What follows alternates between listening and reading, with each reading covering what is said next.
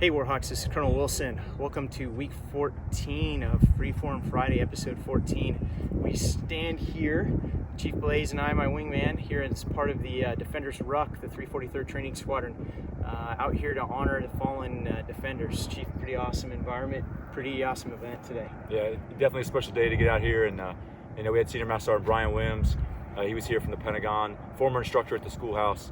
And he's somebody who is a wounded warrior, but still continues to fight to serve. And he came out here with some great words to all of our students who are going through training and letting them know, there are so many defenders that have gone before us. And even though that it was the day they never thought would come, they paid the ultimate sacrifice. But it's not about how they died; it is how they lived, and that's what we carry today. So we're really, really proud of all the defenders, all the cadre, who make sure that they're never forgotten. Yeah, Chief. I couldn't have said any better. I mean, that is it. So we are here to honor the 186 Air Force defenders that gave their life in the ultimate sacrifice for their country and for the Air Force. But while we honor them, we also honor those that serve today, less than 1% of our country.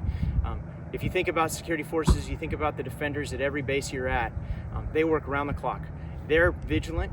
They're working. They're watching the field, so you don't have to. So you can sleep at night. So we don't have to worry about, any kind of forces coming in and having any issues with anti-terrorism force protection. They serve around the world, whether it's out on the airfield, whether it's air-based ground defense, whether it's in the missile silos. It doesn't matter. They have our back 24/7. And so today, while we honor the 186 fallen defenders, we honor those that serve today, and we honor these trainees that are getting ready to go out into the pipeline and go out into the operational Air Force. Can't say it any better than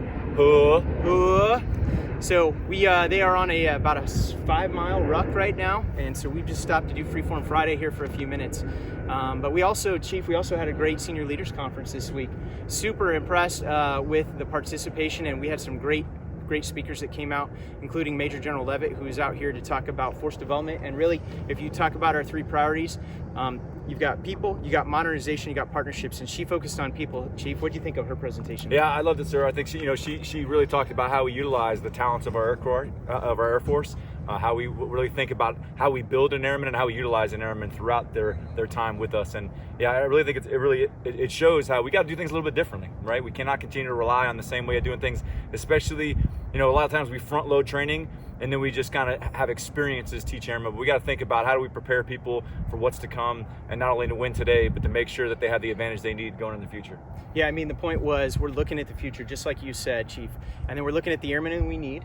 Right? We're developing the airmen we need, and we know that the pandemic and the economy has kind of changed things. So we're being agile as a force, we're being agile as a training pipeline, and we're getting after it and making sure the Air Force and our nation gets the airmen that they need. Next, we had Brigadier General Patrice Melanson come over from AFIMSC to talk a little bit about the base of the future along the modernization priority. She was great, Chief. I really loved hearing about the things in terms of the base of the future, the different technology that's out there. She went through a whole myriad of things, and I'm super excited because we're in the middle of a modernization process here with our infrastructure as well. Yes, sir. Yeah, and I think modernization is something that people can't be afraid of. And sometimes that people feel like, they're going to replace people with computers. The thing is we want to have people doing things that only people can do. There's some things computers are just better at, right? There's some things that robots and things that airmen get stuck with the mundane. And then particularly, we should never have a situation where an airman comes to work with technology is less than what they have at home. So we want to be able to attack that quite a bit. But it's pretty cool. I thought about having, they have robot dogs they're thinking about, and drones and everything that do security and perimeter work. I think, not a lot of airmen, speaking of defenders, would want to just necessarily sit in a truck on a flight line. We want to utilize people for their minds and how they can team up together. So I thought that was pretty like the art of the possible of what can actually happen. Yeah. Was pretty cool for our teams to see. So 2 big takeaways, it wasn't exactly right in our concurrent with our training and our mission, and people were kind of like, yeah, what's the point? And so we talked a little bit about that, and we said, point 1 is we're going through a major modernization initiative, and this is what's in the realm of the possible. So as customers, we need to ask for these things if we think it's going to be helpful to our mission, and I know it will be. We're going through some major recapitalization with BMT right now, with tech training. DLI, IAFA all have projects coming up. So now we talked about these cool things, and we can put in and ask to have in our infrastructure. The second point is, it's a problem-solving issue. So we think of the base of the future, and we're thinking of like big, robust, modern. We're thinking of the Jetsons and flying cars and monorails that are hovering and floating. But in reality, the base of the future is smaller, it's more streamlined, it's more environmentally conscious, it uses less energy, it's more sustainable. You don't have to build them as often. It's actually more, it's less. Yeah. So less is more. So if you think about it, that industry, engineering, and then also the Air Force, looking at the way our infrastructure is laid out, they're solving problems by making things smaller, cheaper, more efficient, more streamlined. They're not solving it by continuing to invest, and bigger and bigger and bigger. And so that was the other thing, is look at how we solve problems, think of it in a different way. And that's what we need to do today with our training pipeline as well. Yes, sir. And that's directly related to the people side, right? Because anything we do to save airmen's time, get them home sooner with their family, and still keep mission effectiveness at the top of the forefront, that's exactly where we want to go. Yeah, and finally we had Mr. Richard Delgado, who came in, works 2 different things. He leads up veteran affairs for the mayor and the city of San Antonio.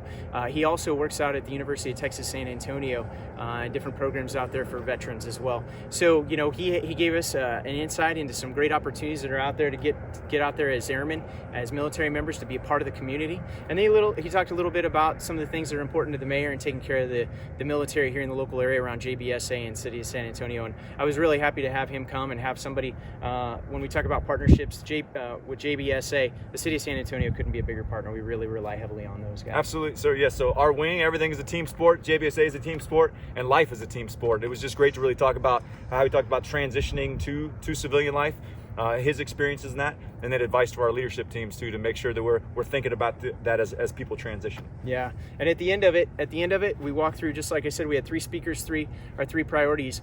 Chief and I had the opportunity to show a Steve Jobs video when he was really building Apple up to what it ultimately became, and it was really cool to hear him talk about different things. And Steve Jobs, we think, is kind of a technical guy, but in reality, he was a CEO of a huge corporation that had a vision, and that was what was driving him, was his vision. And he made the argument, it's not about the technology, it's not about the platform, it's about the vision. And we keep talking about that all the time. General Brown came in here a couple months ago and he said, innovation isn't technology, innovation is innovation. And if you talk about our wing and how they've innovated, I think it really resonated, the Steve Jobs message. And then a couple interesting characters actually dressed up like Steve Jobs and came out and gave our pitch. So maybe we could put a photo in here on the video. We'll see. Yeah, we'll see. It was cool. So anyway, we laid out we charted our course for the next 2 years. We laid out our priorities, our goals, and our objectives for the next 2 years going forward. So our wing has that. Now we're going to chew on it. Now we're going to start tracking it. I'm pretty excited about the whole thing. Yes, sir. All right. So we move on to some other things that are going on. We have an MTI call coming up next week. Excited about that. We'll get all the MTIs together and hear what's on their minds. I know there's a lot going on. There's a lot of stress in different areas. Our PQI mission that we support with our charge reporters, that's kind of a big stressor, and there's some other things as well. Ultimate Freeform, here we go. You know what I'm saying? Look at this. Yeah, good. Good? Hey, yeah, we're good. That's our chaplain right there getting it in. Is that right? Yeah, is that Chaplain Massey? That is. One of our past guest stars. That's right. That was like episode 10. He just wanted to get it in episode 14. He wanted to get a sneak peek. Yeah, he's a camera hog. So we have that coming up next week, and we're going to do a viewing party for AFA, and a lot of the keynote speakers at AFA, General Brown, the Secretary of the Air Force, Secretary Barrett, and then Chief Master Sergeant of the Air Force Bass. We're going to watch them, and we're going to talk about each one of the presentations. So looking forward to doing that with all our senior leadership teams. But ultimately, we've gone through this, and we haven't even mentioned what our theme is. Yeah. So our theme this week, for obvious reasons, is protect and defend. And so pretty obvious why we're out here honoring our fallen defenders and honoring those that are serving today. I'm pretty juiced about the whole thing, Chief, and I just enjoy being out here with you and out in the nature out here at Camp Bullis. Yes, sir. And in a theme of honoring those who are our teammates, sir, DLI is paying tribute to one of their own today, sir. Yeah. So we have Mr. Watkins, a memorial for him, a commemoration for him as we open up the the DLI Aviation Prep Lab. So that's going on this afternoon. Thanks to DLI ELC for setting up that event. Thanks to Mr. Watkins and his family for their service supporting DLI. He ran the aviation program for many years for DLI, and for those that don't know, they provide language proficiency for those that are going to go out there and be associated with the aviation industry. There's pilots or navigators or airfield air traffic controllers, different things like that. And so he was one of the founders of that mission. So we thank him for his service. We thank DLI for their promotion of him. And and just congratulations on the Aviation Sim Lab, which they worked so long and hard on. Yes, sir. So, Chief, I think that wraps it up. Freeform Friday, episode 14. 14. In the books here from Camp Bullis and the Defender's Ruck. Thanks to everybody. Have a great weekend. We are out.